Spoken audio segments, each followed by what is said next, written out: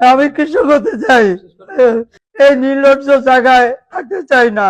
আপনার গতকাল এটা বলে গেছে সকাল থেকে আপনি এরপরে এখন হিসেবে আপনি কাজটা করতেছেন, মানে আপনাদের কাছে সবসময় আপনি মূল্যবান দরকারটা বলে যে আপনি মানাতে আপনি এগুলোই পারেন।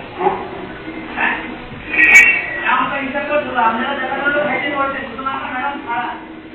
জাতীয় বিশ্ববিদ্যালয়ের অধীনে স্নাতক পরীক্ষা চলাকালে নোয়াখালী সরকারি কলেজের অধ্যক্ষের কার্যালয়ে ভাঙচুরের অভিযোগ উঠেছে ছাত্রদলের নেতাকর্মীদের বিরুদ্ধে।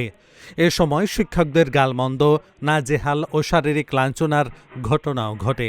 বুধবার বেলা 2:15টার দিকে এই ঘটনা হয়।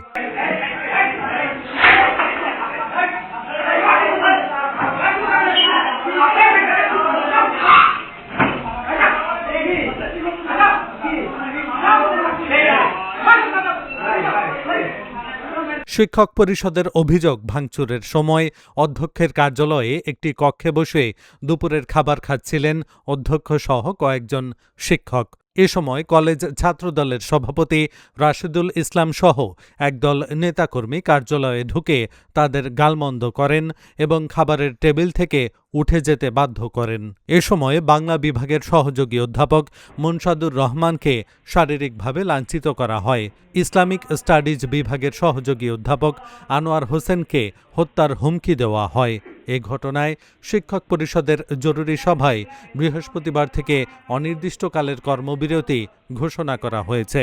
তবে জাতীয় বিশ্ববিদ্যালয়ের চলমান স্নাতক পরীক্ষা কর্মবিরতির আওতার বাইরে থাকবে। শিক্ষকরা জানিয়েছেন, ভাঙচুরে জড়িত ব্যক্তিদের শাস্তি ও কলেজ ছাত্রদলের বর্তমান কমিটি বাতিল না হওয়া পর্যন্ত কর্মসূচি চলবে। প্রয়োজনে মানববন্ধনের কর্মসূচিও দেওয়া হবে। গত 6-7 দিনে 85% উপরে শিক্ষার্থী উপস্থিত ছিল।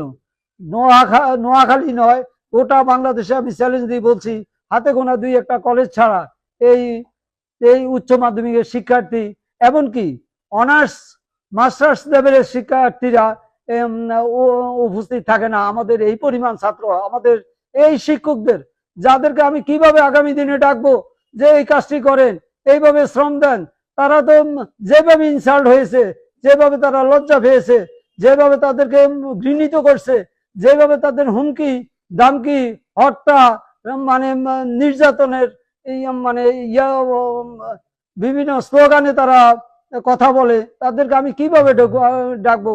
আমি সে লজ্জায় আমার চোখের পানি পড়তেছে।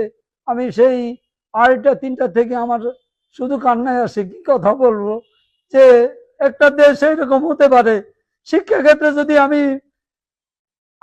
আমার মেধা প্রজ্ঞা দিয়ে যদি কাজ করতে না পারি, আমার চিন্তা চেতনা দিয়ে যদি কাজ করতে না পারি, তাহলে আমি এই শিক্ষা ক্ষেত্রে কি অবদান রেখে গেলাম? কিন্তু পক্ষান্তরে আপনারা যারা অনেকে আছেন অভিভাবক, আপনারা বলবেন যে শিক্ষকরাই দায়ী, শিক্ষকরাই ক্লাস নেয় না, শিক্ষকরাই পড়ায় না। শিক্ষকরা যদি তাদের দায়িত্ব পালন করত, তাহলে যে আমাদের এই দেশের শিক্ষা ব্যবস্থা এরকম হতো। শিক্ষকরা কিভাবে পড়বে? এই নির্যাতন নিয়ে ঘরে গিয়ে সে একটা বই খুলে যে পড়বে, সে মানসিকতা তার কি থাকে? আজকের এই আচরণের জন্য আমি আমার সহকর্মীদের সাথে কথা দিচ্ছি, আপনারা যদি বলেন আমি এই প্রতিষ্ঠান থেকে চলে যাব, এই নির্লজ্জ জায়গায় থাকতে চাই না। চাকরি করার দরকার নাই, ক্ষেত খামারে কাজ করব, তাতে আমার ভালো। আমি ক্ষেত খামারে কাজ করতে চাই, আমি কৃষক হতে চাই, আমি কৃষক হতে চাই। আমি আপনাদেরকে অনেক কষ্ট দিয়েছি, সবাই ভালো থাকুন। আপনারা যারা কষ্ট করে এসেছেন, আপনাদেরকে অশেষ ধন্যবাদ। আপনারা সবসময় আমাদের পাশে আছেন। আমরা নোয়াখালী সরকারি কলেজ কৃতজ্ঞতার সাথে আপনাদেরকে মনে রাখছি, মনে রাখবো। আমাদের কোনো ভুল ত্রুটি হইল সেটাও ধরিয়ে দিয়ে, কিন্তু সমাজ কিভাবে চলবে আপনারা একটু নিজেরাও চিন্তা করবেন। আমি দলের বিরুদ্ধে কোনো কথা নয়, কয়েকজন ছাত্র নেতা, এই মুষ্টিমেয় কয়েকজনের কারণে নোয়াখালী সরকারি কলেজের এই শিক্ষা কার্যক্রমটা ব্যাহত হচ্ছে। আমি এই বলে আমার